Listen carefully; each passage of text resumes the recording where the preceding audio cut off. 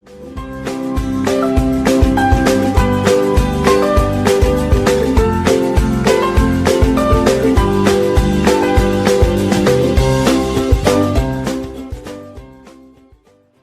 buenas noches, muchas gracias por estar con nosotros en un programa más aquí del Instituto Costarricense de Educación Turística, ICETUR. Hoy con un invitado especial, ¿verdad? Un invitado de gran trayectoria en lo que es como guía naturalista dentro y fuera de Costa Rica. Entonces, tenemos un programa muy especial. Como siempre, invitamos a las personas que gusten traer apoyo, preguntas, comentarios para el invitado que va a estar en el panel. Los ponemos en los comentarios. Vamos a dar unos segunditos para que podamos compartir esta transmisión. Compártala para que más guías, más personas de turismo puedan verla, puedan enterarse de que hoy tenemos una persona de mucha experiencia en el guiado que va a estar con nosotros compartiendo.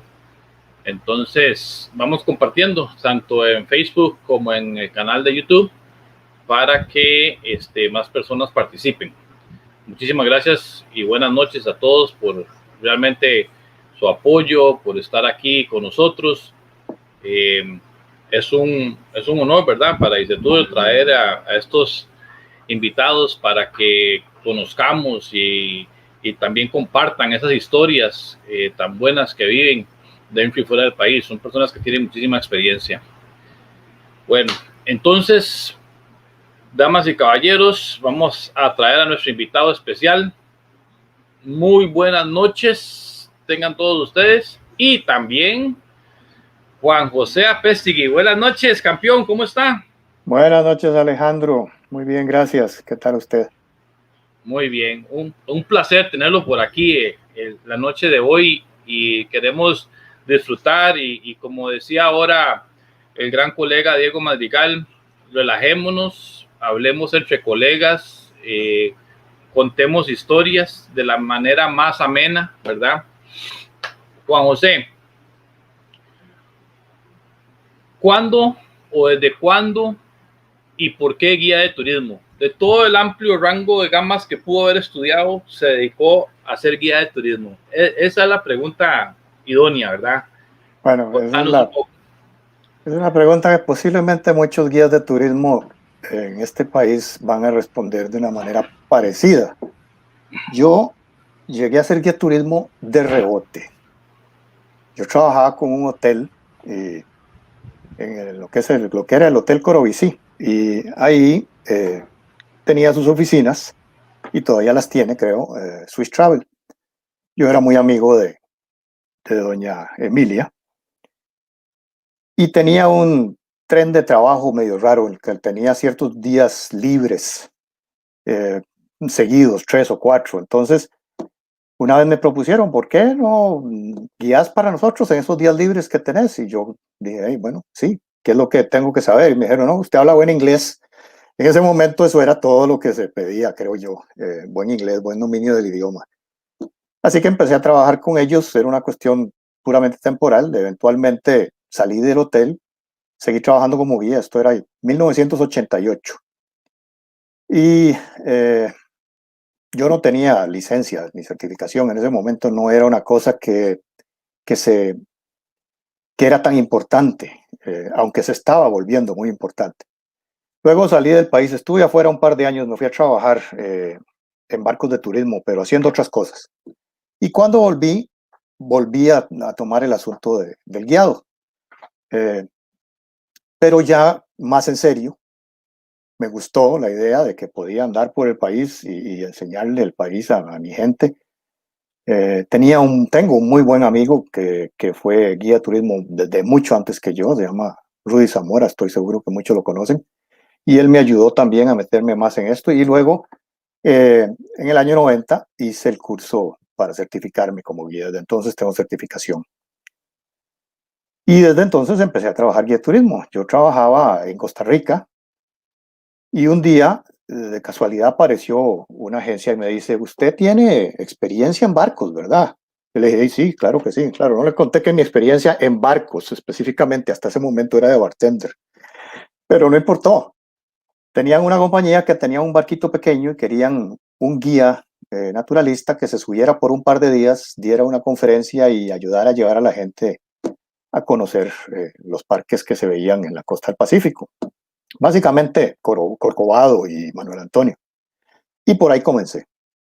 La cosa fue bien. La siguiente vez que vinieron me pidieron otra vez que me subiera al barco. Entonces yo empecé yendo de Caldera a Marenco, luego me mandaron a Marenco para que me bajara en Caldera.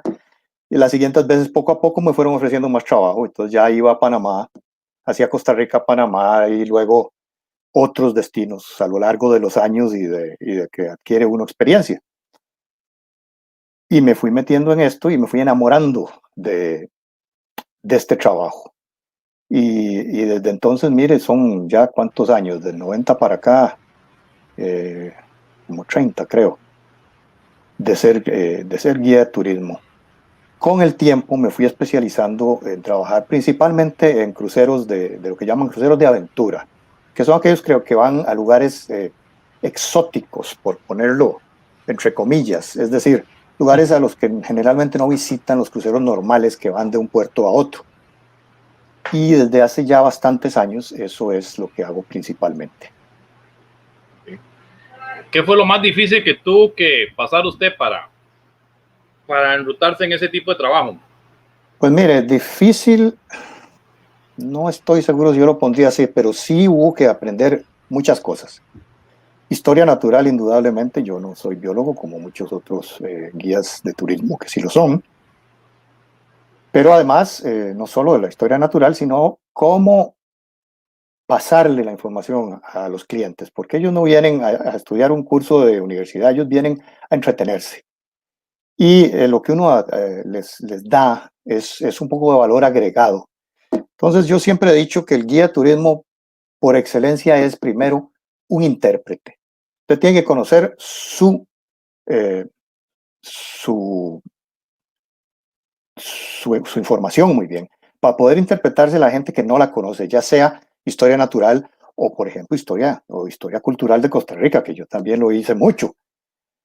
Y luego, ya específicamente en barcos, hubo ciertas cosas que aprendí que me servían para poder trabajar en estos barcos y que me llevaran a los sitios donde yo quería ir. Por ejemplo, aprender a manejar un bote, específicamente tipo Zodiac, que es lo que se usa en casi toda la industria de lo que son cruceros de aventura. También otros cursos que hay que llevar cuando uno está en un barco y es tripulación. Algunas compañías le piden a uno que ya los tenga antes de contratarlos. En algunas otras le pueden dar estos cursos a bordo del barco, cursos que tienen que ver con la seguridad de los pasajeros, con los diferentes procedimientos que tienen que cumplir los barcos por reglas internacionales. Y todas las tripulaciones de los barcos tienen que tenerlos hasta cierto punto, dependiendo de su trabajo. Entonces, yo diría lo primero, más importante, era obviamente el idioma. El idioma es la herramienta más importante que uno tiene como guía de turismo. Yo hablo inglés, también he guiado en francés. Y luego estas otras habilidades. La que me aprendí primero para poder seguir trabajando en esto fue a manejar bote. Aquí en Costa Rica no hay cómo certificarse para manejo de botes. Yo tuve que hacerlo en el negocio, en los barcos, ahí me enseñaron. Ahora tengo una licencia que la adquirí en Europa, pero por muchísimo tiempo no tuve nada. ¿Es una licencia para manejar Zodiacs? Una licencia, sí, para manejar botes pequeños. Okay. ¿Esa licencia varía dependiendo del destino? Por ejemplo, yo sé que se va mucho a lo que es el Ártico y el Antártico. ¿Es la licencia es la misma? ¿Varía? Mire, la licencia es en realidad una cosa que más bien quieren las compañías por cuestiones de seguros, sí. Muchísimos países no le piden a usted una licencia para manejar un bote. Si usted es parte de la tripulación del barco, se considera que con que tenga un certificado de manejo de lo que ellos llaman tender, que es el bote que va del barco al puerto con pasajeros, usted ya está calificado para hacer ese tipo de cosas. Hay países, por ejemplo, que tampoco lo permiten. En los Estados Unidos, yo por años guié, ahora ya no puedo. ya no me lo permiten. Si yo estoy en un barco en los Estados Unidos como conferencista, ellos tienen que tener contratada gente de allá para que haga los trabajos en bote. Pero hay muchos otros países donde eso no es necesario. Hay muchos lugares que por su misma naturaleza, digamos la Antártida, no existe esa regulación. Entonces no es tanto el país el que lo pide o el mundo, sino las compañías. Y como le digo, por razones de seguros. Ok. Sin Dentro, embargo, dentro de la licencia, Juan, que yo veo aquí que tiene, me hablan de una licencia de riflero. ¿Qué es eso? Bueno, es otra cosa. Yo trabajo mucho en el Ártico también. En el Ártico la gente va principalmente a ver osos polares. Usted tiene que entender, el oso polar es el depredador apex del Ártico. Es el más grande, es el más importante y no le tiene ningún miedo a nada. Y cuando usted va a tierra con un grupo de turistas, existe una posibilidad siempre de encontrarse con un oso polar. Nosotros, por eso, llevamos rifles de alto poder y tenemos que entrenar para usarlos. Yo tengo todo un entrenamiento dado por una compañía canadiense que me lo dieron a través de una de las compañías de barcos con las que trabajaba, no solo en el uso del rifle, que es importante, o sea, cualquiera agarra un rifle y le aprieta el gatillo. Usted tiene que saber primero cómo usar el rifle de manera segura para evitar accidentes. Eso es lo más importante con el rifle.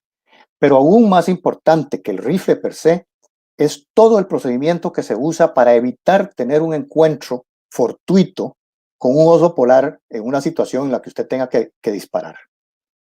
Entonces, nosotros desde mucho antes de ir a tierra ya estamos viendo desde el barco, la costa, el lugar donde tenemos interés de bajar, qué hay, qué no hay. Sí, de hecho, las leyes en muchos países del Ártico son que si usted ve un oso polar, no puede ir a tierra.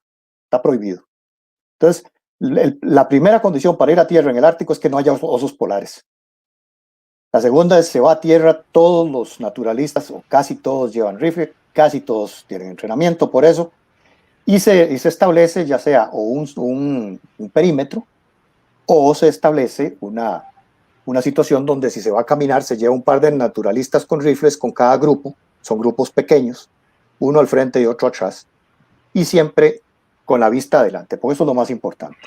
Evitarse un encuentro con un oso polar, porque a veces ha pasado en los últimos años, por ejemplo, hubo un par de casos de osos polares que los mataron los rifleros de barcos en los que estaban porque se encontraron con ellos. Y eso le puede costar a una compañía no el viaje, sino la temporada completa en el Ártico. Wow. Porque es muy serio matar un oso polar. Es casi más serio matar un oso polar, aunque suene feo, que si el oso polar mata a una persona. Así de protegidos están. Entonces lo que uno no quiere es ninguna de las dos cosas. Uno quiere ver el oso, pero quiere hacerlo de manera segura. Wow. Bueno, ya vemos que tenés vasta experiencia, ¿verdad? En lo que es los osos polares, el entrenamiento, lo que es visitar esos lugares, el ecosistema en sí, ¿verdad? Eso me hace pensar algo muy interesante, ¿verdad?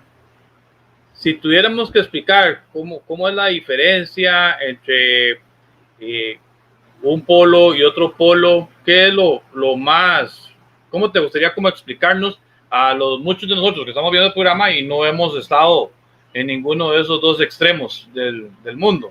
Y, claro. Y eso sería muy interesante, porque después de eso ya quisiera que me hablaras de cuántos países has visitado, en cuántos países has guiado, pero veo que este tema de donde están ya los extremos del globo terráqueo te fascina y veo que tenés un amplio conocimiento. ¿Nos puedes compartir un poco sobre ello? Claro que sí. Primero déjeme decirle que yo no guío únicamente en los polos, aunque sí me he especializado bastante en zonas polares, pero por ejemplo yo también voy todos los años al Amazonas. Así que las zonas tropicales, que son como quien dice, donde yo comencé, también las sigo visitando, pues son muy interesantes, aunque casi todo lo hago en barcos. Y además de eso, no es que yo no soy solamente, por ejemplo, coordinador de viajes. Esto es un trabajo que hago con algunas compañías. Con otras compañías yo voy como guía, doy conferencias. llevo gente al campo y les explico sobre la historia natural de los lugares que se visitan. Entonces les preparé ahí una presentación muy cortita para enseñarles, digamos, las diferencias entre los dos polos del mundo. Usted ya la tiene ahí, si quiere la ponemos. Empecemos con la Antártida. Esta es la Antártida. Ese es el continente antártido, el fondo del mundo, por decirlo de alguna manera. La raya amarilla es lo que se considera la zona antártica. Es decir, no es solamente el continente, sino, y muy especialmente, el océano que está alrededor del continente. De hecho, la parte más rica de la Antártida es el océano. El continente antártico tiene poco. Pasamos a la siguiente. Alejandro, ok. Este es el Ártico. Como podrán ver, ya ahí se nota una diferencia grande. El Ártico es un océano rodeado por continentes. La Antártida es un continente rodeado por un océano. Entonces, ya ahí empieza una diferencia que es fundamental. La Antártida es un continente que ha estado aislado por lo menos así, en buena forma, unos 15 millones de años. Aislado por mares, por un mar que se llama el Océano del Sur o el Océano Antártico, que tiene algunas de las aguas más bravas del mundo. Atravesar, por ejemplo, de Argentina a la península antártica, que es lo que se hace normalmente, uno tiene que pasar el pasaje Drake, que son de las aguas más bravas que existen. El Ártico, por el contrario, es un océano rodeado por continentes, a pesar de que el Ártico no es solo el océano, incluye muchas partes de esos continentes. Tiene una buena parte de Groenlandia, una pequeña parte de Islandia, partes de todo lo que es el Ártico canadiense, Siberia, un poquito de Europa, y esas son diferencias fundamentales. Pasemos a la siguiente. Entonces, comparación, aquí están. Por un lado está la Antártida, ese circulito rojo es donde está el Polo Sur. Por el otro lado está el Ártico, el circulito rojo es donde está el Polo Norte. Pero el círculo amarillo es lo que se considera de una manera más o menos, porque hay diferentes formas de definirlo, las zonas, digamos, el área de la Antártida, el área del Ártico. Como podrá usted ver, el Ártico incluye muchísimo continente y por eso tiene también mucha fauna y mucha flora, a diferencia de la Antártida, donde casi toda la fauna vive en el mar. Y la flora es muy, muy poca. Pasemos a la siguiente, si quieren. Yo tengo una pregunta. Cuando hablamos de fauna, ¿de qué estamos hablando? Acuérdense que nunca hemos ido ahí. Sí, yo creo que tengo ahí un site que puede ilustrar un poquito más esto. Si quiere, pasamos a la siguiente. Bueno, antes de pasar a la fauna, vea, hay una diferencia importante. Aquí, de un lado está el Ártico, del otro el Antártico. La Antártida es mucho más frío que el Ártico. El Ártico, como es un océano, tiene un efecto que atempera los cambios de temperatura. La Antártida, por el contrario, es un continente, y no solo es un continente, sino que además es el continente que en promedio es el más alto de todos los continentes del mundo. Entonces es mucho, mucho más frío en general. Eso ya para empezar es un problema. Por el otro lado, la Antártida está mucho más aislada que el Ártico, debido a ese océano que la rodea. Entonces, como continente, resulta relativamente pobre. Pero esta es otra de las importantes consecuencias de esas diferencias que existen entre el Ártico y la Antártida, y eso es las temperaturas. Sigamos.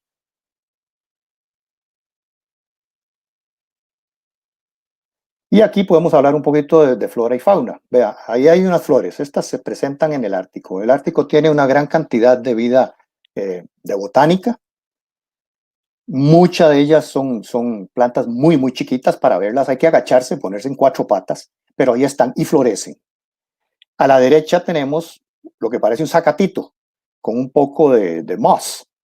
Eso es una de las 2 plantas vasculares que existen en todo el continente antártico. No hay más que 2.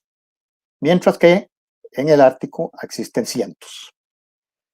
Por otro lado, ahí estoy yo atrás con un rifle caminando a la par de un reno. En el Ártico existe fauna grande en tierra, es decir, hay renos, hay osos, hay muchas aves, hay zorros, hay lobos. Mientras que el animal terrestre, pongámoslo bien claro, el animal terrestre más grande de la Antártida es ese bichito que ve usted a la izquierda, que si usted me pone el siguiente slide le vamos a dar una perspectiva. Ahí está, ese es el tamaño de ese bicho. Ese es el animal terrestre más grande de la Antártida, en comparación con el Ártico, donde, por ejemplo, existen osos, como dije, existen lobos, existen mamíferos muy grandes. Entonces, hay diferencias importantes. El Ártico, aparte de tener una vida muy rica en el océano, tiene una vida muy rica en las tierras que lo circundan. Mientras que la Antártida tiene una vida principalmente muy rica en el océano Antártico. Lo que se ve en tierra en la Antártica es los bichos cuando van principalmente a anidar o a descansar. Pasemos a la siguiente si quiere. Esto es una de las cosas, obviamente, que la gente va a ver a la Antártida, los pingüinos. Aquí hay 3 especies que son las más comunes que se ven, digamos, en los viajes que yo hago. La de arriba se llama chinstrap o barbijo, la del centro es el pingüino Adelia o Adelie en inglés, y el de abajo con la cabecita, con la rayita blanca en la cabeza y el pico rojito, es pingüino papúa, también conocido en inglés como gentoo. Hay, por supuesto, muchas otras especies de pingüinos, pero estas 3 son las más comunes en la península antártida durante la época de anidación. Usted tiene que acordarse que los pingüinos son aves. Como tales, todavía no han evolucionado para poder anidar en el agua. Aunque son aves marinas que viven en el agua, tienen que salir del agua por lo menos durante el verano para poder anidar. Entonces pasan 3 o 4 meses en tierra anidando y luego el resto del tiempo están en el mar. Pasemos a la otra si quiere. Y por supuesto, esta es la estrella del Ártico, el oso polar. Todo el mundo quiere ver osos polares, a pesar de que no son los únicos animales que se ven, la única fauna, megafauna que se puede ver en el Ártico. Pero por supuesto, este es el que todo el mundo quiere ver. Como les decía, hay una serie de protocolos sobre cómo se buscan y cómo se ven estos animales para la protección de los turistas y para la protección de los osos también. Si me pasa a la siguiente, ahí va a ver qué tan cerca puede estar uno de un oso. Ahí estamos en un Zodiac, bueno, no soy yo el que está en ese Zodiac, pero esta es una situación típica para ver un oso. Desde un Zodiac, el oso está en tierra, estará a unos 50, 100 metros de distancia. Generalmente es la distancia segura para ver un animal de estos. Lo preferible es hacerlo desde un bote, ojalá en agua profunda, porque los osos polares son excelentes para nadar, pero no son muy rápidos. Y ya le digo, generalmente, si usted ve un oso desde el barco o desde el Zodiac, usted no puede ir a tierra. Si está en tierra y se encuentra el oso de casualidad, lo primero que tiene que hacer es alejarse. Y ahí es donde entra el entrenamiento que nosotros tenemos sobre estos animales. Hay que aprender mucho sobre ellos, no solo su historia natural, sino a evaluarlos, porque cada uno es diferente. ¿En qué estado se encuentra? ¿Está en buen estado? ¿Está gordito? ¿Está flaquito? ¿Está comiendo? Por ejemplo, si una ballena se varó en la playa, usted se encuentra de seguro un oso ahí, por lo menos uno, si no más. Y donde hay comida, ahí hay osos. Si está bien comido, es menos peligroso que si está comido, pero aún así usted no se la puede jugar, porque son impredecibles. Si es un oso joven, es diferente de es un oso con más experiencia, y todo esto se aprende con el tiempo y con la ayuda de la gente que trabaja con uno y que tiene más experiencia que uno. Y la última diapositiva de esta cortísima presentación que les traje es esto, no lo van a ver. Porque los osos polares y los pingüinos nunca se encuentran. Están en hemisferios separados completamente y para poder encontrarse tendrían que pasar por aguas tropicales que son imposibles de pasar para estos animales por las especializaciones que tienen. Pero básicamente eso lo puse ahí porque mucha gente me pregunta, porque la gente, obviamente, mucha gente tiene ignorancia de estos temas. Usted va a la Antártida y vio osos. No. Pero vas para el Ártico y qué bueno, me traes un pingüino. No, los pingüinos están en el sur. Hay pingüinos ¿cómo se llama? En el Ecuador, porque existe una especie que está en las Galápagos. Y existen dos especies que se encuentran distribuidas a lo largo de las costas de Sudamérica, y existe una especie que está en la costa sur de África. Pero la gran mayoría de las especies de pingüinos se encuentran hoy en día en el Ártico, en la Antártida o en las islas subantárticas. Y los osos, obviamente, son especialistas del Ártico. De hecho, el oso polar es un especialista a tal punto del Ártico y de la caza sobre el hielo en el Ártico, no sobre tierra principalmente, que se considera que el oso polar es un mamífero marino.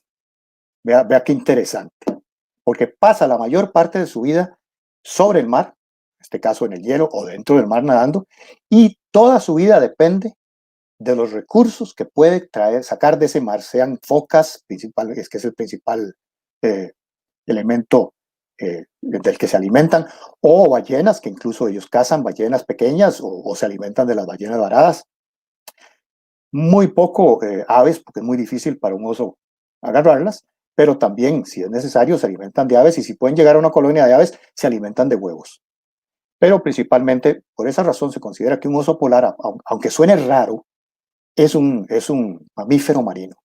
En ese tipo está en la misma clase que las ballenas, digamos, que las focas, aunque pertenecen a familias completamente diferentes. Esa es mi última diapositiva, no quería meterles mucho, nada más para darles una ideita de cómo es el asunto con los polos, y de aquí para adelante podemos ir, no sé, contestando preguntas. Bueno, yo tengo toda una lista de preguntas, pero también quiero participar a todos los colegas que lo están viendo y lo están apoyando, ¿verdad? Entonces, el famoso socio desde Manuel Antonio, hoy se titula Endemic Bird Expert Costa Rica, pero este es Andrés Chávez, ¿verdad? El socio, excelente. Yo lo conozco, Andrés, claro que sí. Sí, lo que pasa es que está viéndonos desde YouTube, entonces por eso sale como Endemic Bird Expert. Tiene un canal muy bueno ahí donde tiene un montón de videos de aves. Dice, saludos, ha sacado un compás para comprobar en realidad si está totalmente en el sur del mundo. El compás indica el punto contrario al norte. Mire, el compás, la brújula, especialmente en el Ártico, donde usted va a llegar bastante más al norte que en la Antártida, al sur, llega un momento en que no es útil. Existe un sesgo que se da porque el polo magnético del mundo, los polos magnéticos, el polo magnético norte y el polo magnético sur, no están en el mismo lugar que los polos magnéticos geográficos, que fueron los que yo les enseñé ahí en las diapositivas. De hecho, los polos magnéticos no se sabe exactamente por qué se producen, dónde se producen, pero se mueven. Se mueven un cierto número de metros por año, y existen indicios científicos de que cada cierto tiempo se cambian. El sur se vuelve el norte se vuelve el sur, a nivel puramente magnético. Entonces, sí, ciertamente, una brújula llega un momento en que ya no es un instrumento lo suficientemente seguro si usted quiere saber ir exactamente al norte. Usted necesita la brújula, necesita una carta de navegación en la que ojalá venga también explicado el sesgo del polo magnético en ese punto donde usted se encuentra, para poder calcular la dirección adecuadamente. Excelente. También tenemos don Eric Flores. Este es hijo de don Alfredo Flores, ¿verdad? Un guía que era toda una leyenda. Don Eric nos pregunta, buenas noches, don Juan José, ¿ha tenido encuentro con leopardo marino? Gracias. Sí, claro. Sí, claro que sí. De Javier Flores. El leopardo marino es una foca del sur, estrictamente. De hecho, es importante que se sepa, las focas del sur y las focas del norte son completamente diferentes. Existen diferentes especies, no se juntan. El leopardo marino es uno de los depredadores importantes, especialmente de pingüinos durante el verano, y también de otras focas cuando las foquitas están jóvenes. Y sí, me he encontrado muchos, porque es fácil encontrarlos, relativamente fácil. No son muy abundantes como todos los depredadores, pero se pueden encontrar. Especialmente en verano, cuando está usted cerca de alguna colonia de pingüinos, no es raro encontrarse un leopardo marino. Pueden ser muy, muy curiosos. Se le acercan al bote, le ponen la nariz en el bote, usted apaga el motor y se acercan a la hélice, por ejemplo. Yo he visto algunos incluso tratar de meterse a un bote. Wow. Pero en general no son agresivos, al menos no con los humanos. Existe un solo caso reportado de un humano a quien haya matado un leopardo marino y fue una investigadora inglesa hace ya bastantes años, que por el tipo de investigación que hacía tenía que meterse al agua y hacer snorkeling, no sé qué era lo que ella hacía, que investigaba, pero era parte de lo que tenía que hacer. Claro, con un equipo especial, porque esas aguas son heladas y te matan muy rápido. Y se cree que la foca la agarró más como curiosidad que otra cosa, como ¿qué es esto? Porque estaba en la superficie, puede que se pareciera a un pingüino un poco, se la llevó para abajo, decidió que no le servía, la soltó, pero ya estaba muy profundo y la otra no pudo volver a salir a tiempo y se ahogó. Pero aparte de eso, si usted puede leer las historias de los exploradores del siglo XIX y XX temprano en la Antártida, muchos de esos hablan de cómo las focas leopardo los perseguían en el hielo. Eso es un cuento. La foca leopardo en tierra o en el hielo es totalmente inofensiva porque no puede levantarse en sus cuatro patas. Hay dos tipos de focas, las que tienen orejas y las que no. Las que tienen orejas, que son como los leones marinos, son capaces de levantarse en cuatro patas y correr en tierra. Y pueden correr más rápido que usted. Las focas verdaderas, digamos, que es como les dicen, a las cuales es la familia de la que pertenece la foca leopardo, cuando están en tierra tienen que reptar, como si fueran un gusano. Entonces son muy lentas, en realidad no son peligrosas para una persona.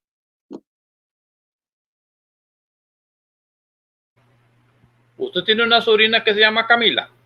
Sí, está en Guanacaste. Alguna Dice, vez tuvo que enfrentar hola. un oso polar de cerca. Mire, yo he tenido mucha suerte porque nosotros seguimos los protocolos para ir a tierra con los osos polares, porque como le digo, la idea es verlos, pero no poner a nadie en peligro, especialmente al oso. Sin embargo, siempre hay algún momento en que puede haber algo inesperado. A mí me pasó, me ha pasado un par de veces encontrarme osos en tierra, pero a distancias que me permitieron alejarme de los osos con seguridad. Estaba el oso muy lejos, 200, 300, 400 metros. Una sola vez me pasó que me encontré uno como a 50 metros.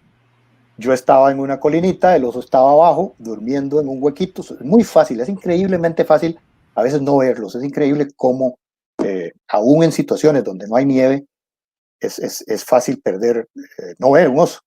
En este caso, el oso, había una ballena varada cerca y habíamos visto varios osos. Estaba como a un par de kilómetros de distancia la ballena. Entonces no creímos que nos íbamos a encontrar uno ahí. Y ahí bajamos todos los rifleros primero, que es lo que se hace, y yo me subí la colina a ver, era la parte que me tocaba, y me encontré al oso. Como le digo, estaba a unos 50 metros, pero estaba dormido. Así que yo sencillamente me di vuelta y me fui de puntillitas. E inmediatamente se canceló esa salida por el riesgo de tener un oso ahí. Excelente. Otra pregunta del socio. Dice, ¿cuáles compañías están autorizadas para hacer expediciones a la Antártica? ¿Qué tan adentro del casco de hielo se puede acceder? Qué buena pregunta. Sí, bueno, compañías autorizadas para ir a la Antártida, no sé decirle cuántas hay ahorita, son bastantes. Durante la temporada de verano, que es cuando van el 99% de los turistas que van a la Antártida, hay, por ejemplo, solo en la península Antártida hay aproximadamente 40 barcos que llevan entre 500 y 200 pasajeros máximo. Así que ahí eso le da una idea. Hay compañías que hacen expediciones más pequeñas, a tierra directamente, llegan en barco y se bajan a tierra. Hay otras que vuelan a la Antártida, también son las menos. Casi todo el turismo a la Antártida se da de barcos.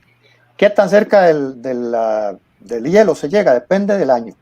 Hay hielos permanentes en el océano Antártido, en lugares como el mar de Weddell, el mar de Ross, otras bahías grandes. Dependiendo del barco en el que usted ande, puede o puede que no pueda entrar. Dependiendo del hielo ese año, porque cambia también cada año. Por ejemplo, normalmente el hielo, el mar se hiela a menos 2 grados centígrados, casi menos 2 grados centígrados, 1,83. No es 0 grados porque tiene sal. Y la sal hace que el punto en que se va a congelar sea más bajo. Necesita que sea más frío. Una vez que esto sucede en invierno, lo que se llama el hielo polar de un año, el one year, tiene aproximadamente 1 metro al final del verano, al final del invierno. Y durante el verano se va derritiendo y va desapareciendo. Si sobrevive ese verano, ese hielo puede llegar a tener 6 o hasta 9 metros, dependiendo de cuántos veranos sobreviva y cuánto más hielo se le forme. Pero lo normal es que es 1 metro de grosor. Eso es muy difícil de atravesar para muchísimos barcos, a menos que usted tenga un casco especializado y la potencia para empujar. Yo he trabajado en muchos barcos donde podemos entrar y empujar un poquito el hielo, sobre todo si no está sólido. Y en algunos casos hasta parquear el barco en el hielo. Se entra con suficiente fuerza para hacer un hueco y que el barco quede ahí pegado y se baja la pasarela en lugar de bajarse en botes y se va al hielo. Hay que tener mucho cuidado porque el hielo puede estar lleno de huecos y si usted pasa por uno de esos huecos y cae, hasta ahí llegó. No hay manera de sacarlo, no hay manera de encontrarlo. Wow. En general, sin embargo, siempre hay hielo presente. Y están los icebergs, que son otra cosa. Ahora, un dato importante, interesante de la Antártida. Es un continente que tiene aproximadamente 8 millones de kilómetros cuadrados. Durante el invierno, cuando se congela el mar alrededor de la Antártida, el continente se duplica de tamaño. Por ese hielo que se forma alrededor del continente. Y así en verano vuelve a encogerse. Excelente. Don Juan, dice otro colega aquí,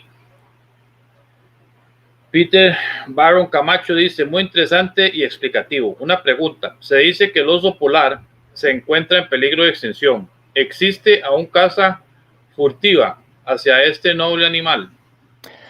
Mire, claro que se encuentra en peligro de extinción. El oso polar depende casi exclusivamente para su alimentación de las presas que puede conseguir sobre el hielo marino. De hecho, tienen uno de los sentidos del olfato mejores de todos los animales del mundo. Un oso polar es capaz de olerlo a usted a 4 kilómetros de distancia, si usted está en el punto adecuado y el viento va hacia el oso. Y así es como cazan sobre el hielo, principalmente porque cuando se produce el hielo ártico, el oso polar está en el hielo, es invierno, muchas veces está en lugares donde ni siquiera hay mucha luz. Cazan a través de su sentido del olfato. De hecho, en verano, una gran cantidad de osos polares o se retiran con el hielo ártico que se va retirando hacia el sur, o se quedan, podríamos decir, atrapados en tierra, donde hay muy poco que comer. Con el cambio climático, el hielo marino del Ártico ha venido cada vez disminuyendo más en su extensión durante el invierno y en la calidad que tiene. Entonces, para los osos se vuelve mucho más difícil cazar. Definitivamente están en peligro de extinción. Por otro lado, la caza, dependiendo del país en el que usted esté en el Ártico, acuérdese que el Ártico está rodeado de continentes y eso significa que está rodeado por una serie de países que son independientes. Existen reglas, en algunos lugares se permite la caza de osos polares. Por ejemplo, los Inuit en Canadá tienen derecho a una cierta cuota de osos polares. En Rusia también se da. Y estas son cacerías legales. ¿Qué tan buenas sean? Obviamente, pues no mucho para un animal, para una especie que se encuentra en gran peligro de extinción, pero que son legales. Y también, obviamente, hay un poco de caza furtiva. Pero principalmente existen cuotas. Y, por supuesto, la gente que vive en el Ártico, es otra diferencia entre el Ártico y la Antártida. En el Ártico hay aproximadamente 4 millones de personas que viven permanentemente. Esa gente tiene derecho a defenderse del oso si tienen que hacerlo. Entonces, desgraciadamente, es otra presión más sobre estas poblaciones. Solo para hacerle una parte ahí, hablé que el Ártico está habitado desde hace muchos años, 4.000 años. En la Antártida, por el contrario, la población del continente durante el verano puede llegar a unas 15.000 personas. Y durante el invierno es una fracción de eso, 1.000 o por ahí, que están todas en las bases científicas que existen en el continente.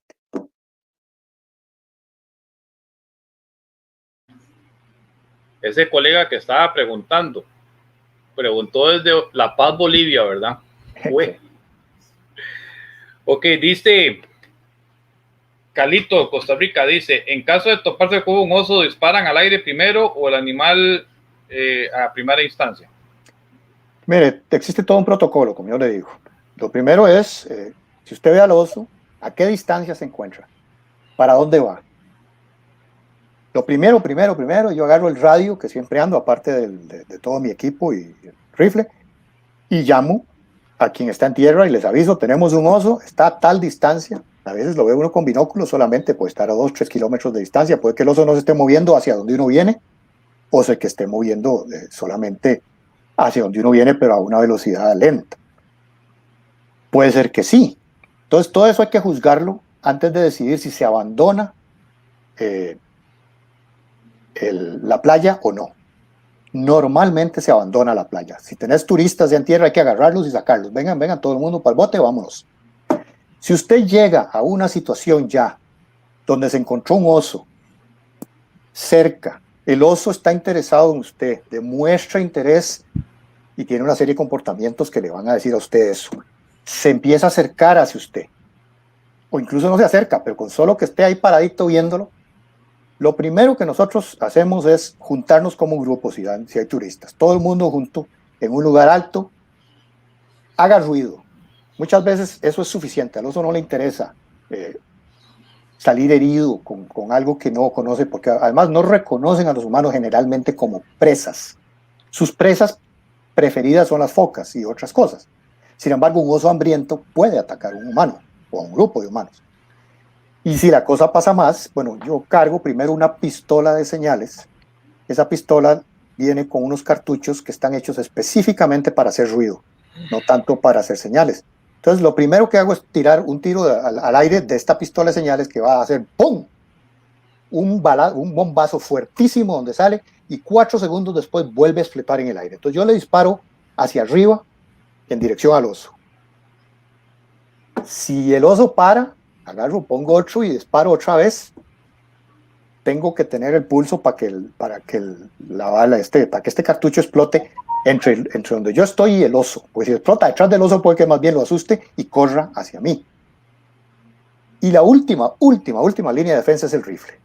Si ya el oso se le acerca, viene con la cabeza gacha, haciendo ciertos ruidos que hacen cuando van a atacar, es el momento de empezar a disparar. Y si va a dispararle a un oso, tiene que dispararle hasta matarlo. Hay que tener conocimiento, como le digo, experiencia. A mí me ha entrenado gente con mucha experiencia en esto, para saber por el comportamiento del oso. Generalmente, una vez que usted hace ruido o tira el bombazo al aire, el oso sale en carrera, se va. Pero si alguna vez lo ataca el oso, usted tiene que saber que un oso en tierra puede correr 100 metros en 4 segundos. El atleta más grande del mundo que corre los 100 metros, los corre en 100, como en 9 segundos. Ese es el récord. Y estamos hablando no de una pista de carreras, ¿verdad? Esto, por supuesto, es algo que el oso no puede sostener a largo plazo. Pero si usted está a 100 metros del oso, el oso lo va a agarrar. Por eso es que usted tiene que disparar.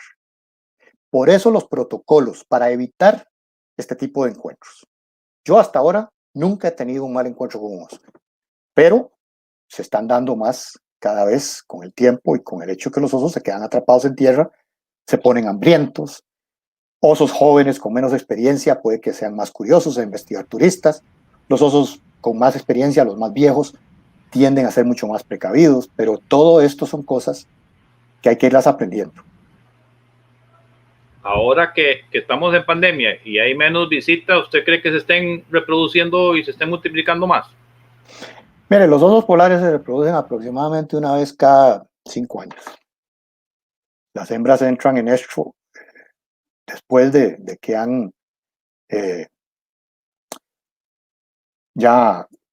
normalmente tienen 2 ocesnos. Una hembra preñada va a buscar un lugar donde la cubra la nieve y ahí se va a hacer lo que llaman un den, y ahí va a dar a luz.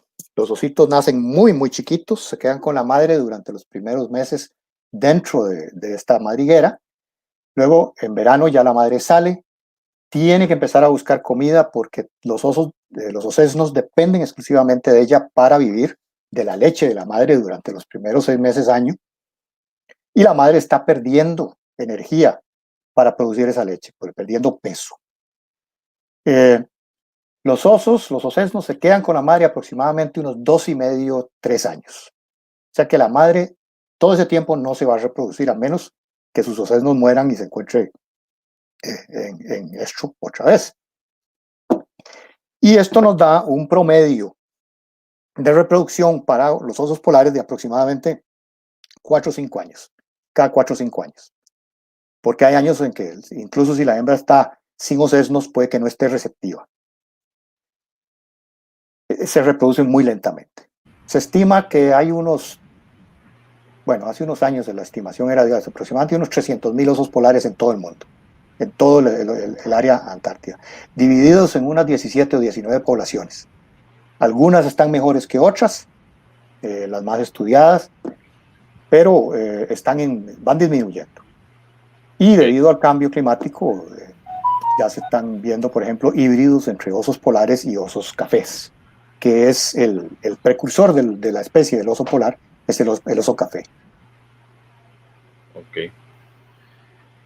Listo.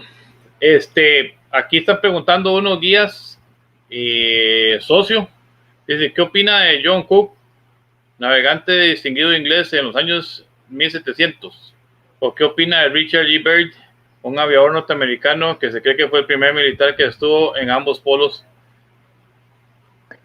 Mire, el capitán Cook fue a muchos lugares, anduvo cerca de los polos, pero especialmente anduvo muy cerca de la Antártida. Sin embargo, nunca vio el continente. De hecho, en lo que él reportó al almirantazgo británico, nunca reportó la presencia de un continente. Él no creía. Él dice, bueno, o no existe un continente ahí, o si lo hay, no sirve para nada. Porque con la tecnología que tenían en su época, era muy difícil llegar al lugar donde pudieran ver. El continente lo que vio fue hielo. Sin embargo, un gran explorador. Byrd, por otro lado, fue el primero que llegó al Polo Sur en avión. Sin embargo, no fue el primero en sobrevolar el Polo Norte. El primero en sobrevolar el Polo Norte fue, de hecho, Amundsen, que fue el primero que también llegó al Polo Sur por tierra. Ha habido una gran cantidad de expediciones a lo largo de la historia, más en el norte que en el sur, porque en el norte había cosas que ir a cazar como osos, ballenas, focas. Entonces, desde el siglo XVI ha habido cazadores europeos en el Ártico, mientras que en el sur las principales exploraciones se dieron a partir del principio del siglo XIX, con los cazadores de focas que llegaban a las islas subantárticas, y luego más adelante con los exploradores del siglo XIX tardío y principios del siglo XX, y con los cazadores de ballenas, cuando descubrieron las ballenas en la Antártida. Ok. Con esta amplia experiencia, ¿verdad? Ya en los polos, en medio de los polos hay países. ¿Cuántos países ha visitado usted aproximadamente, don Juan José? Bueno, vea, en el Antártida yo he visitado, perdón, en la Antártida, en el Ártico, que es donde hay países per se, Canadá, Estados Unidos, Noruega, que tiene una posesión ahí que se llama el archipiélago de Svalbard, Islandia, que tiene un pedacitico pequeñito dentro del círculo polar ártico, entonces se puede considerar que es parte del Ártico, Rusia, del lado Pacífico, por cierto, no del lado del Atlántico, porque Rusia es la que tiene la mayor parte de la costa de lo que es el Ártico, y una islita chiquititica que está por ahí que pertenece a Dinamarca, y Groenlandia también pertenece a Dinamarca, pero tiene un estado autónomo políticamente hablando. Entonces son podríamos decir 5 o 6 países del Ártico que yo he visitado. La Antártida es muy diferente. La Antártida es un continente que no pertenece a nadie. Está hoy en día manejado por lo que se llama el Tratado Antártico, que fue un tratado que se hizo hace más de 50 años, mediante el cual todos los países que tenían reivindicaciones territoriales sobre el continente decidieron ponerlas en espera, es decir, no renunciaron a ellas, pero dijeron no vamos a hacer nada al respecto y vamos a dejar que este continente sea un continente para la investigación científica, ahora para el turismo. Y en ese momento ya existía, por ejemplo, la caza de ballenas, la caza de focas, entonces eso estaba contemplado bajo otros protocolos. Este tratado se ha ido ampliando a lo largo de los años. Era por 50 años, cuando cumplió 50 años lo extendieron por otros 50 años. Entonces, por lo menos por el momento, mientras el tratado siga siendo respetado, la Antártida es manejada por un comité de todos estos países que son parte del Tratado Antártico. Podríamos decir que no pertenece a nadie y pertenece a todo el mundo. Okay. Entonces, los países que están ahí generalmente tienen bases que son bases para investigación científica. Incluso a veces se visitan desde los barcos. Al principio de esta entrevista estuvimos mencionando de que también participabas en el Amazonas. Entonces, ¿cuál de todas las regiones para trabajar como guía naturalista te fascina más? Eso es muy difícil, vea que son tan diferentes. La Antártida y el Ártico son completamente diferentes, como yo le he dicho. Las cosas que se pueden ver en uno no se pueden ver en el otro. El Amazonas ni se diga, para todos los de aquí que conocen los trópicos, ¿verdad? Lugar más parecido al Amazonas que yo he visto en Costa Rica son algunas partes de los canales de Tortuguero. Pero por supuesto a una escala muy diferente. El Amazonas es el río más grande del mundo. Hay lugares donde usted no puede ver la otra orilla, desde una de las orillas, especialmente donde se juntan con otros ríos. Fíjese usted que el Amazonas tiene 9 ríos tributarios que desembocan en el Amazonas, que son más grandes que el Mississippi. Entonces hay muchísimo que ver. A mí personalmente del Amazonas me gusta más la parte alta, es decir, de Manaus, que es una ciudad en Brasil, hacia arriba del río. Pero comparar cuál de los lugares me gusta más, muy difícil. Por eso tengo 20 años de estar yendo a los 3.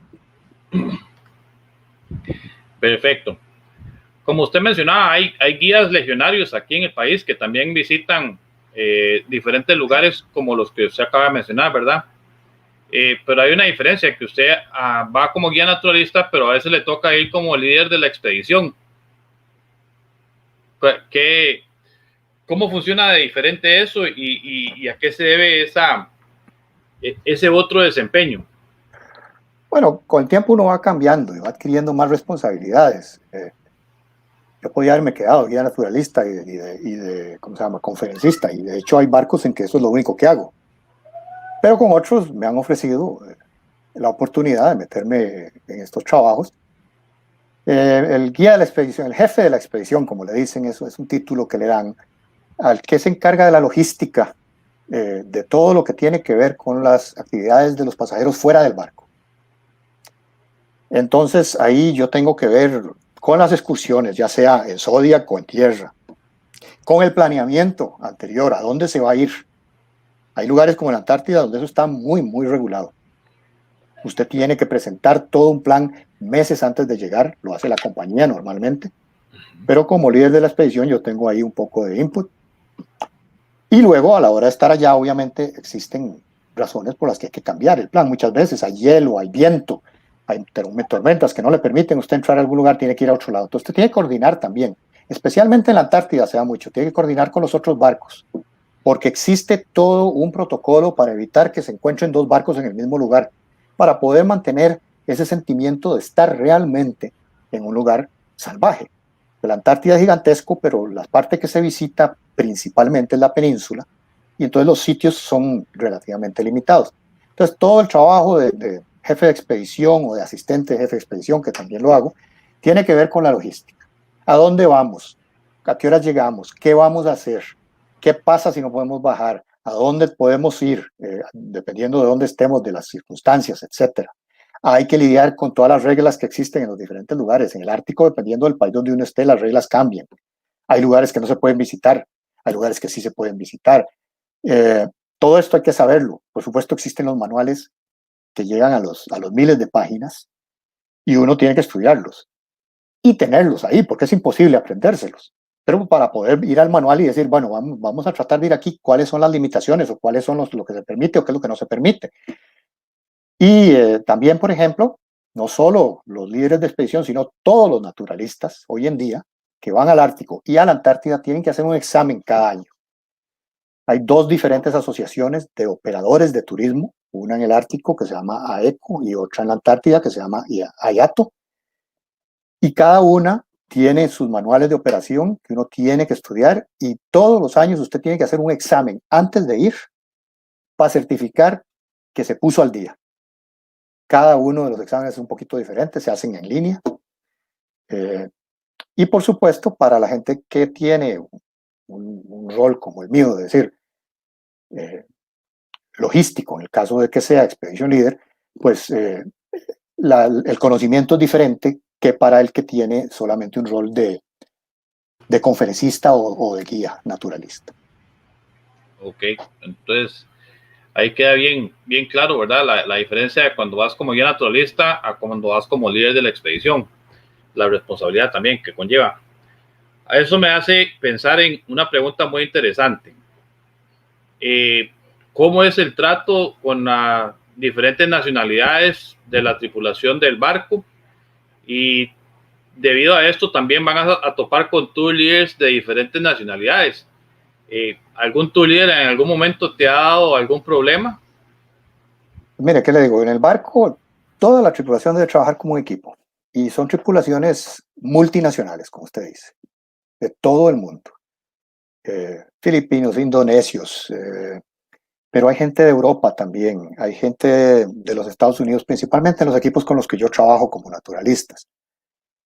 Y todo debe ser un equipo, hay coordinación, no solo obviamente con el jefe de expedición, hay que coordinar con el departamento de hotelería, porque un barco, además de ser un barco, es un hotel flotante.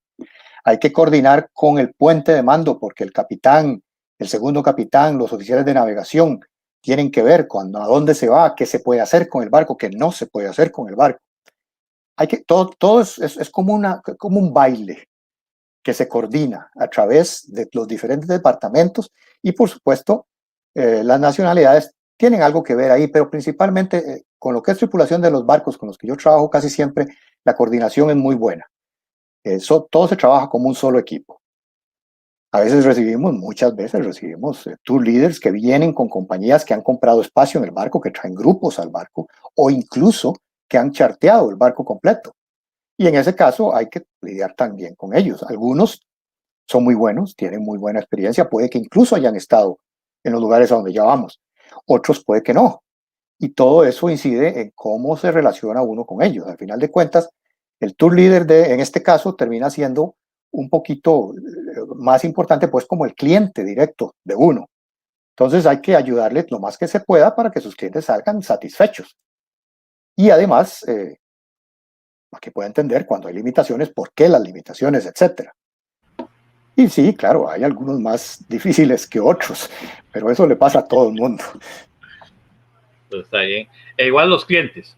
Igual con los clientes, claro que sí. Ok. La gran ventaja de estos lugares, sin embargo, es que son lugares tan especiales que muchas veces la magia del lugar ya le hace a uno ganar un porcentaje altísimo de la satisfacción que se va a llevar el cliente. Ok, excelente. Vamos a abrir un espacio para unas preguntas porque los comentarios se han movido bonito aquí. Dice Wilderness Photography, dice buenas noches, tengo entendido que el Royal Albatros flota la mayor parte del tiempo en los mares del sur. Andan en Nueva Zelanda, pero en teoría ellos flotan todo el tiempo y andan hasta en la Antártica. ¿Qué le decimos a Wilderness? Mire, los albatros, no solo el Royal, también los otros, y todos los petreles, casi todos los petreles que son aves marinas que se llaman pelágicas, es decir, son las aves marinas que pasan la mayor parte de su tiempo en el mar, y para quienes venir a tierra es la excepción, generalmente solo para anidar, sí, pasan muchísimo tiempo. Yo creo que cuando dice flotando se refiere a volando. Tienen adaptaciones muy especiales para utilizar el viento. Se sabe que los albatros pueden volar por días o hasta semanas sin posarse en el agua o tocar tierra, debido a estas adaptaciones que les permiten utilizar el viento para volar usando muy poca energía. Algunos de los albatros, cuando están anidando, por ejemplo, hacen viajes de cacería, de ir a buscar el alimento que necesitan ellos y sus pichones, que puede durar hasta 2 y 3 semanas. Y eso está en las investigaciones, se conoce, se sabe. Fuera de la época de anidación, algunos se cree que ni siquiera tocan tierra del todo. y si se posan, se posarán en el agua un poco. Pero se supone que muchos de estos incluso hasta puede que duerman mientras están volando, porque las aves no duermen como los mamíferos. Muchísimas aves son capaces de apagar, digamos, por decirlo de alguna manera, la mitad del cerebro. Entonces este animal puede estar volando y aún así estar durmiendo con una parte de su cerebro. Ok. Su sobrina sigue en sintonía. Entonces dice Camila, el turismo antes de la pandemia ha ido en aumento o es el mismo. Dice, ¿y qué tal la población de osos y de pingüinos? ¿Es la misma? Bueno, turismo ahora en la pandemia, nulo. A mí me cancelaron la última parte de la temporada antártida en la que andaba en enero, febrero. Me cancelaron todos los viajes al Amazonas, que eran en marzo, abril. Ya me cancelaron toda la temporada que tenía en el Ártico y no hay barcos yendo al Ártico. Hubo uno que fueron y le salieron unos casos de COVID a bordo y se acabó. Entonces, cerrado. El turismo para la Antártida en la próxima temporada, que sería a partir de mediados de noviembre y hasta finales de febrero, está también en el aire. La mayoría de las compañías están cancelando debido al COVID, así que definitivamente un impacto fuertísimo. O sea, temporada cero, exactamente. En cuanto a las poblaciones de pingüinos y de osos, las de osos se cree que sí están disminuyendo. Las de pingüinos, dependiendo de la especie y de dónde estén, hay ciertas especies que les está yendo mejor que otras, dependiendo de su ecología. Los Adelia, por ejemplo, son pingüinos que dependen muchísimo del hielo. Empiezan a anidar un poquito más temprano que los demás.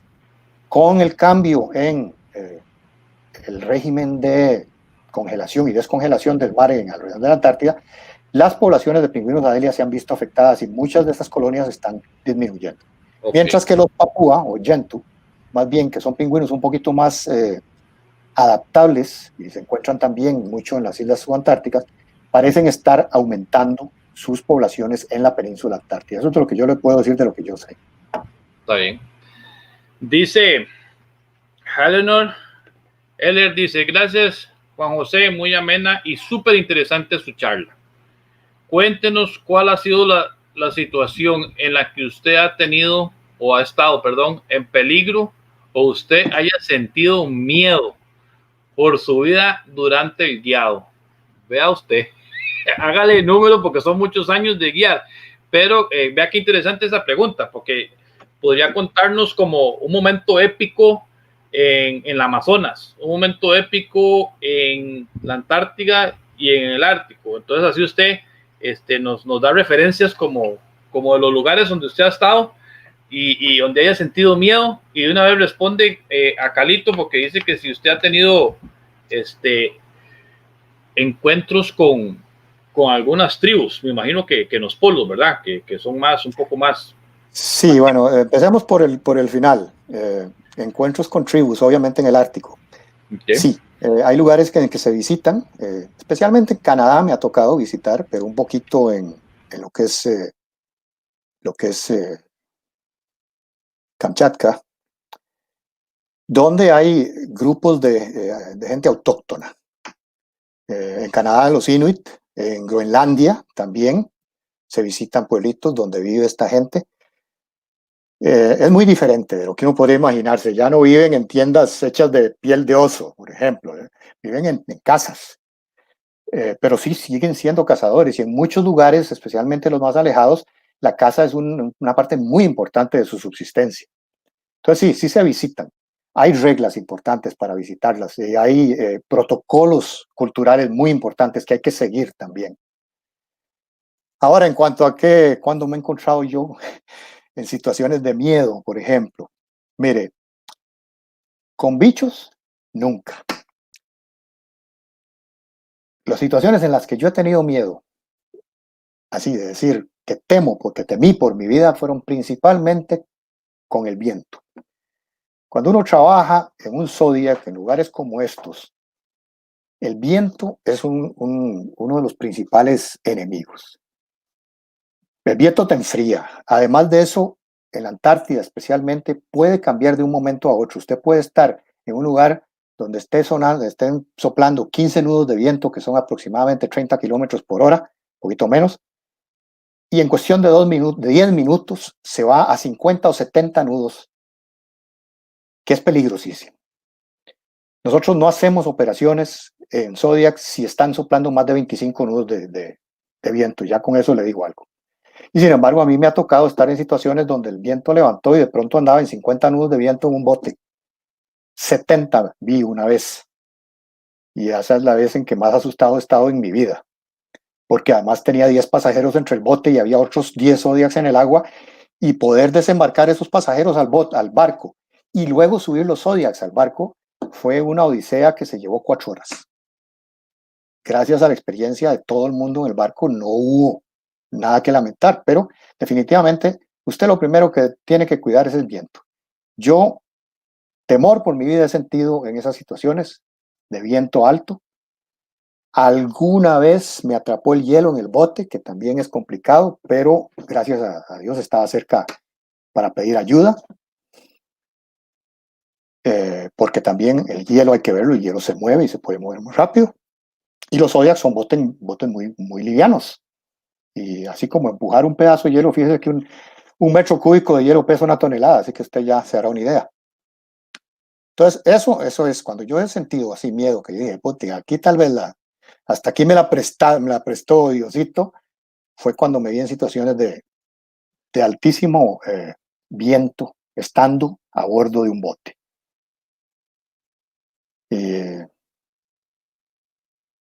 Sí, por ahí. Excelente, muchas gracias. Aquí hay un colega que yo creo que usted lo tiene que conocer, que es Giovanni Bello. Dice, hola Juan José, ¿quieres compartir tus experiencias durante tu primer viaje a la Antártida? Cuando usted iba a Pichón, ¿cómo le fue en ese viaje? Bueno, vea, usted me dijo que me iba a preguntar por los highlights. Ese no es un highlight, pero es una historia, pues sí, podría decirse que es un highlight. Es una historia interesante, mire.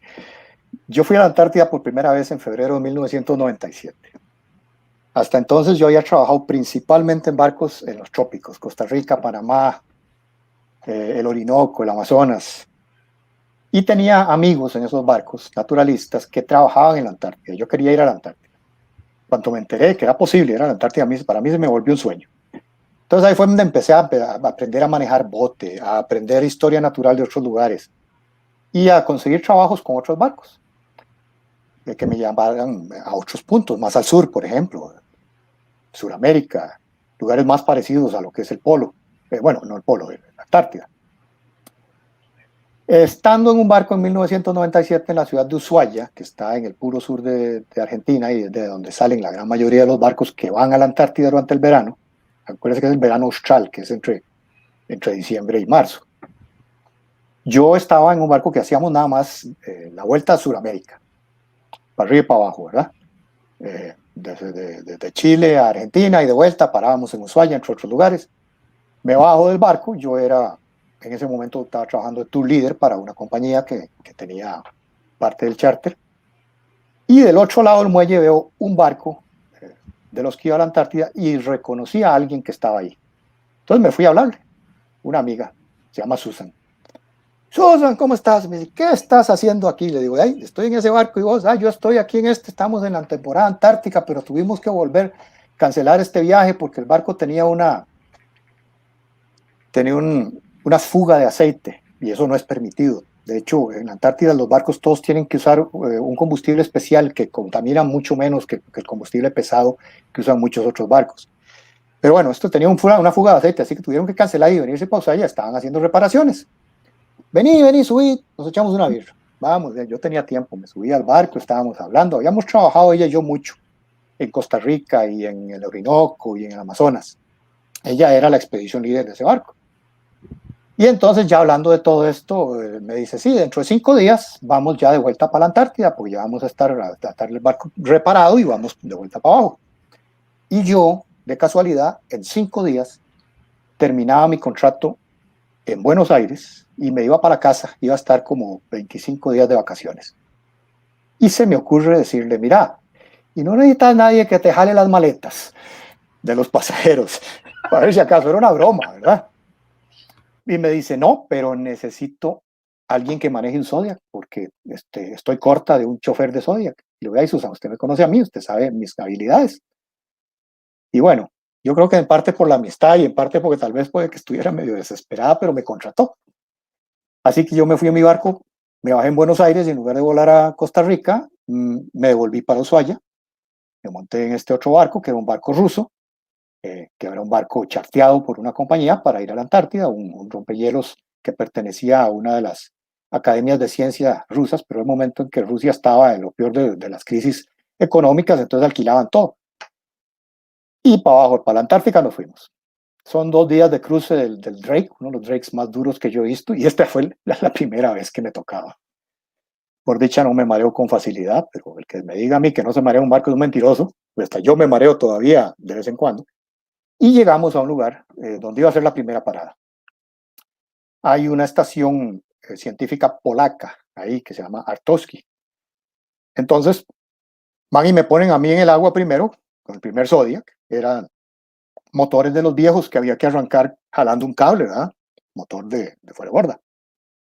Empiezo yo a tratar de arrancar este motor y no arrancaba y no arrancaba. Y uno utiliza un traje especial, traje protector de supervivencia cuando maneja Zodiac por aquello. Y por supuesto es para mantenerte caliente, pero cuando empiezas a hacer ejercicio como es, tratar de de arrancar un motor que no quiere arrancar, ya empezás a sudar.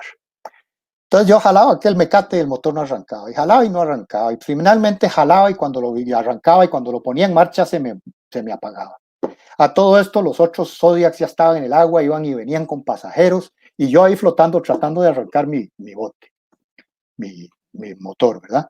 Finalmente lo logro arrancar, le meto el gas para que se caliente, ¿verdad? Pues este motor está frío. Y lo pongo en marcha y ya empieza a funcionar. Entonces voy al barco, recojo mi primer grupo de pasajeros, los llevo a tierra, desembarcan. Me tenía que bajar del bote a sostenerlo. Una vez que desembarcaron, empujo el bote de vuelta para el agua. Por supuesto que el motor estaba apagado, había que apagarlo en ese momento. Y ya una vez en el agua voy a arrancar el motor de nuevo, porque tenía que volver al barco a recoger otro grupo de pasajeros. Son más o menos 10 pasajeros por bote. Y de nuevo el motor no arrancaba, y no arrancaba, y no arrancaba. Y yo iba flotando poquito a poco, alejándome de la costa. Había un vientecito de unos 5 nudos, pero no era suficiente más que para alejarme de la costa. Mientras tanto está todo el mundo en tierra viendo al chofer de Zodiac que no puede arrancar su motor. Yo vestido con un traje de supervivencia que me estaba calentando muchísimo, me tenía muy caliente, me tenía sudando.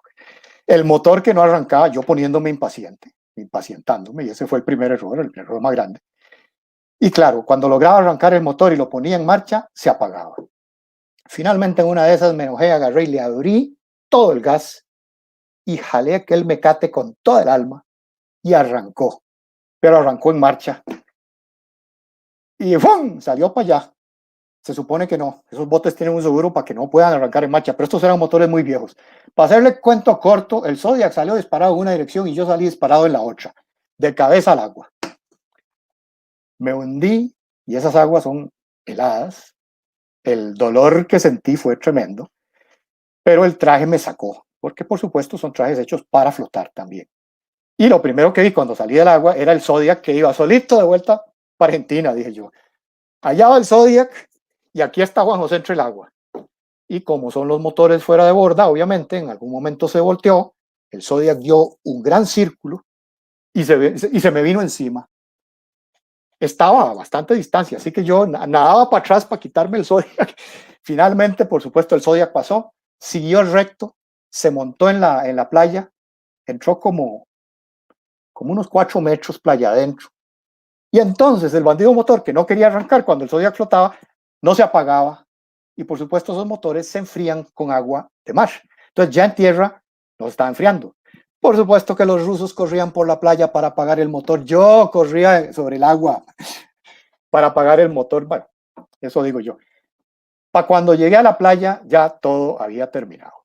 Habían apagado el motor, pero mientras tanto, por supuesto, la hélice se acabó porque había tirado piedras para arriba como si hubiera sido una ducha de piedras. Y mi amiga, la expedition leader, estaba ahí en la playa viéndome, y es una mujer muy rubia y estaba lo más pálida que la he visto en mi vida. Y yo dije, esta me va a decir, dese la vuelta y empiece a nadar de vuelta para Argentina. Por supuesto que no. Me dijo, ¿cómo estás? Le digo, no, estoy bien, estoy mojado. Bueno, vaya para el barco, se quita la ropa mojada, se meta en la ducha caliente. Y eso fue lo que hice. De vuelta, y después me vestí y de vuelta para tierra, y se llevó 8 personas, 8 de nosotros, para poder jalar ese Zodiac de donde había quedado de vuelta al agua. Esa fue no solo mi primer viaje a la Antártida, sino mi primer desembarco en la Antártida. Y vea usted, de 1997 para acá, todos los años voy. Yo creo que este año va a ser el primero debido al COVID, que tal vez no haya. Anótele eso a Giovanni, yo. Anótele eso a Giovanni. La historia que lo hizo contar. Pero vea, es que es importante, uno no debe confiarse, uno siempre debe tener la cabeza lo más fría posible. A mí lo que me pasó fue que me impacienté. Y en lugar de fijarme cómo tenía el bote, lo arranqué, y el bote era el motor era un motor viejo, no debía arrancar en marcha, pero arrancó en marcha. Y por eso terminé yo en el agua. Está bien. Don Juan, yo sé que usted es un hombre ocupado, pero ya tenemos más de una hora. Yo sabía que le habíamos hablado de que le íbamos a tener una hora aquí, pero ya nos hemos abusado de su tiempo. Pero no quiero que desperdiciemos la oportunidad para que le demos un mensaje a todos estos guías naturalistas y no naturalistas que están viéndolo ahorita y que están admirados de las historias que nos has contado, la capacidad académica, ¿verdad? Que compartiste también cuando hablaste un poco de lo que es flora, fauna y los ecosistemas del Antártida y el Ártico. Entonces, démosle un mensajito de esperanza, un mensajito para esos guías que están comenzando y que quieren formarse, de parte de Juan José Apesti, ¿verdad? Bueno, mire, yo les diría, lo primero es que ya lo han dicho aquí en otras pláticas por este canal.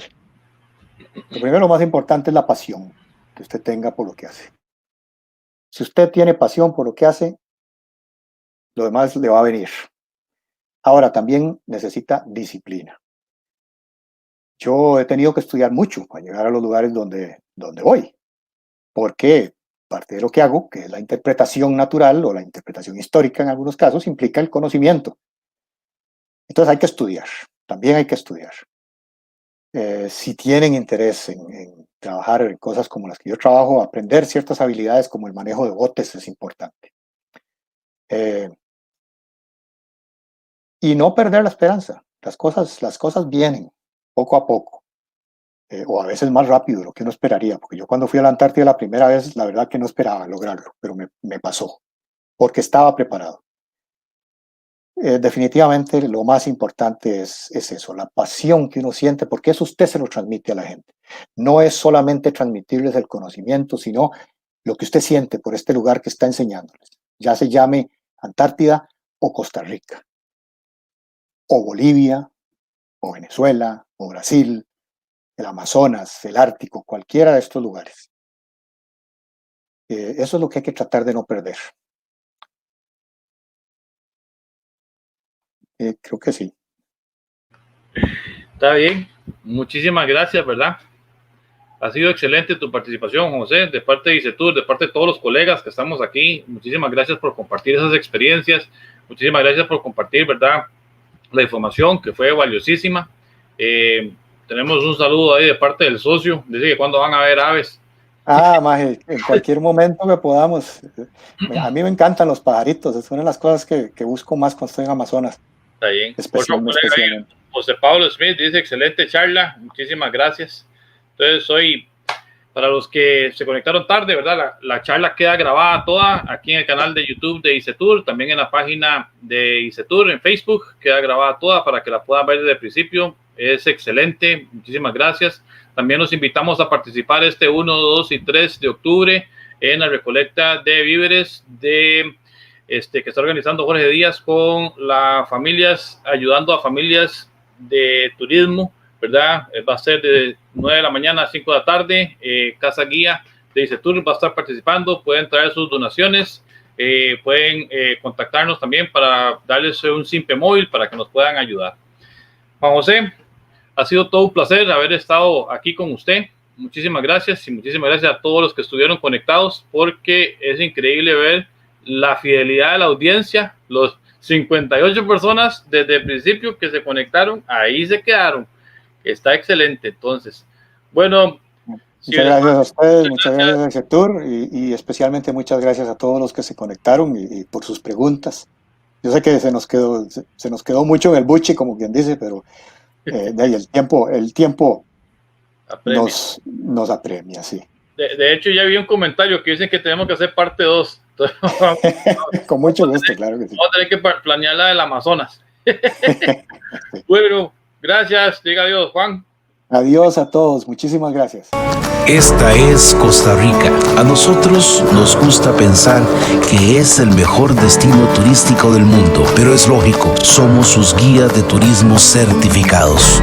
Nos ganamos la vida mostrándola, la disfrutamos todos los días y estamos orgullosos de nuestro trabajo. Dicen que somos buenos en lo que hacemos y que estamos entre los mejores del mundo. Si disfrutas este país, quizás te interese acompañarnos. Certifícate como uno de los mundialmente conocidos guías de turismo costarricenses, pero hazlo con los expertos.